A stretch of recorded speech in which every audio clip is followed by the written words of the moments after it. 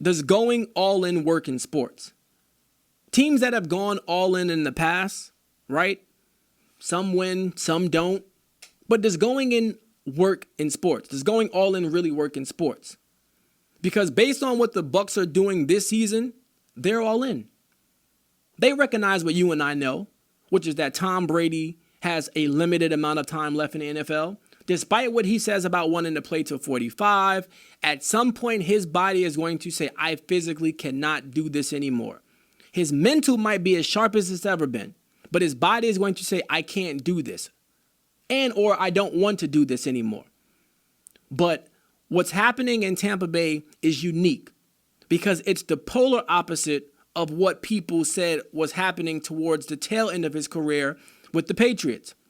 Many people felt like Belichick wasn't giving Tom Brady, and when I say many people, I'm talking about me. Many people felt that Belichick wasn't giving Tom Brady the requisite tools and support that he needed to have optimal success. Now, last year, I can't say that that's true about Belichick. I can't say that. Belichick made several splashes. They got Josh Gordon. They reinstated Josh Gordon, got him back in the good graces with the NFL. They went out and acquired Antonio Brown, right? They made splashes. But by midseason, Antonio Brown was gone, Josh Gordon was gone, and at the end of the year, I was looking at Tom Brady, who was 42 years old, with a bunch of parts. Okay, they led the league in drops. Julian Edelman led the NFL in drops. Their tight end unit was the worst tight end unit in the NFL last season. Their kicking game went into the toilet to the point where they were going for it no matter what down and distance it was. 4th and 3, 4th and 5, they were going for it because they didn't trust their kicker. They were signing guys off of the couch. That was not a good football team. But that's not what Bruce Arians and the Tampa Bay Buccaneers organization are doing this year with Tom Brady. They recognize he's on borrowed time. So what have they done? They've gone out, they've traded for Rob Gronkowski, who provides some comfort and a level of familiarity since that was his best friend and an uber productive weapon for him in New England. They acquired Shady McCoy, who's good out the backfield, catching passes. And they also got Leonard Fournette, who can be like a LeGarrette Blount type, which is you really want to pound the rock. They're giving Tom Brady the tools he needs to be successful. And for that, I appreciate them. If you were to tell me, or if I were to tell you, that a 12-4 football team last year lost a Hall of Fame quarterback, lost a legendary offensive line coach, had the toughest strength of schedule based on last year's opponents, didn't do anything to address their offensive needs in the draft or in free agency, okay, didn't have a vertical threat to stretch the field, and had the worst tight end unit last year, you would tell me that that's a mediocre football team.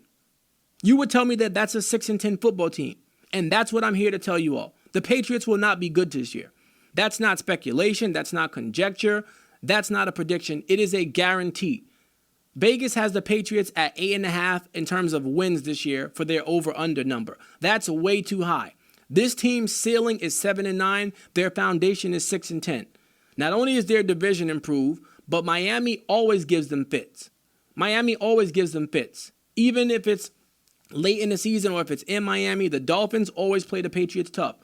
The Buffalo Bills went out and acquired Stephon Diggs. Their defense is no slouch. And for those of you out there who want to say, well, Marcus, the Patriots still have a legitimate defense. Oh, really? Well, two of those key defensive players, and Dante Hightower and Jamie Collins, won't be there this year because the league high 8 players decided to opt out of playing for the Patriots this season.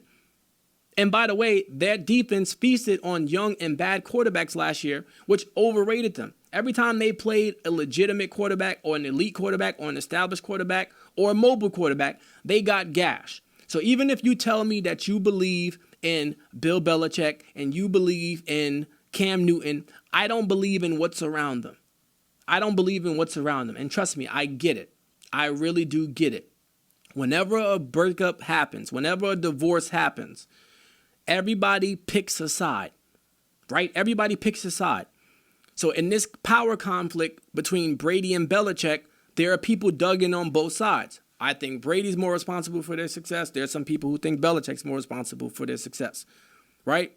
So the belief that Belichick is going to somehow drag this team kicking and screaming to 9 wins is because people want to be validated. They want to feel vindicated in their prognostication that Belichick really was the mastermind behind the Patriots' success.